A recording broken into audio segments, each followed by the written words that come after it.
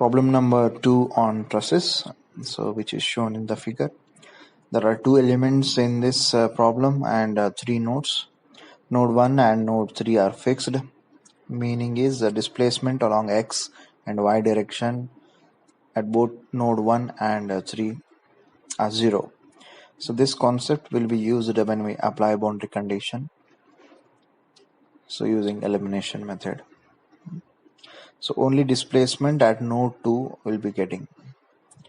So starting with the FE model, which is shown in here, node 1 is having displacement q1, q2, node 2 q3, q4, and node 3 q5, q6. Now next step is to plot a nodal coordinate data. Nodal coordinate data means the location of node 1, 2 and 3 with respect to origin. I have shown the previous page here. So in the right side I have shown you the xy coordinate with origin 0, 0. So all the truss problems you have to place in this coordinate system, that is xy coordinate with origin 0, 0, and you have to measure the distances of all the nodes of particular truss problem with respect to origin 0, 0.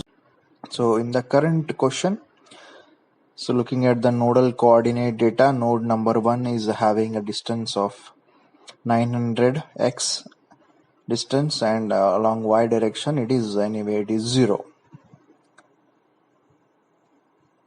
And node number 2 is having a x distance as 500 and y distance 300.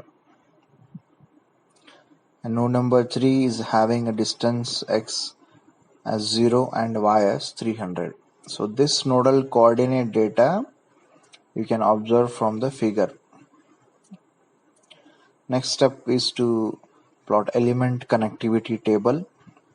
So element 1 and element 2 is taken.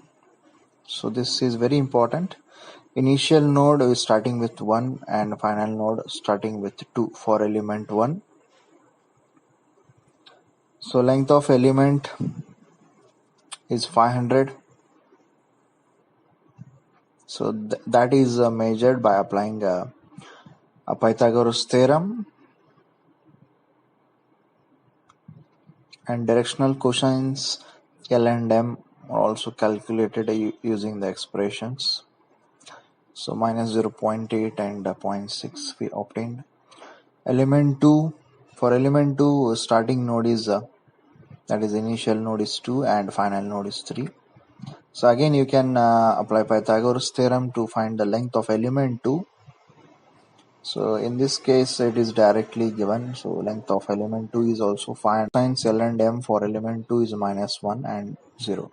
So these following values from the table are obtained from the expressions, which is shown clearly in the PDF.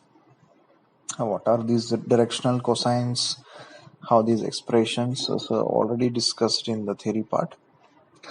So this next step is elemental stiffness matrix. So this expression we already derived, and this particular expression is only for truss element.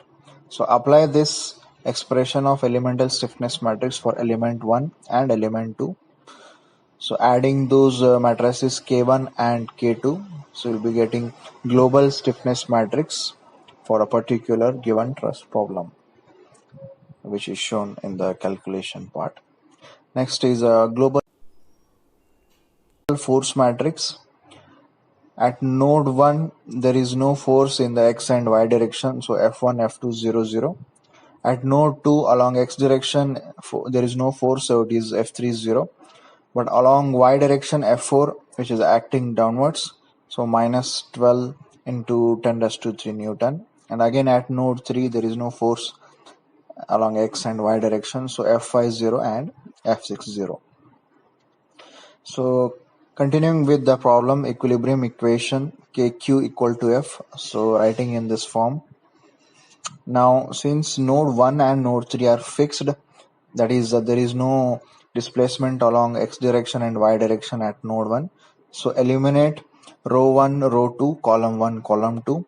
So similarly node 3 is fixed, so eliminate row 5, row 6, column 5 and column 6.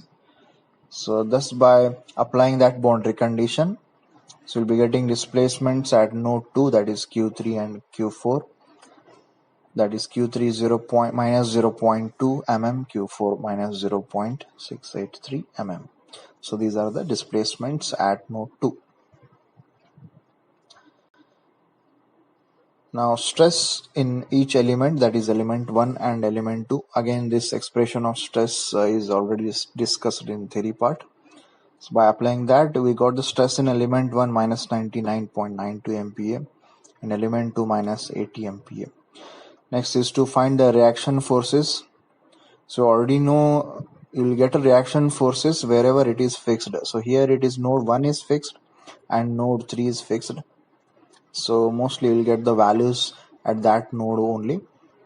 And node 2 will be getting reaction forces 0, 0 along x and y direction. So you don't need to calculate, that is you don't need to do the calculation for node 2, but anyway it is shown in the PDF here. So we got the reaction forces at all the node 1, 2 and 3 respectively in kilonewton, which is shown. Thank you.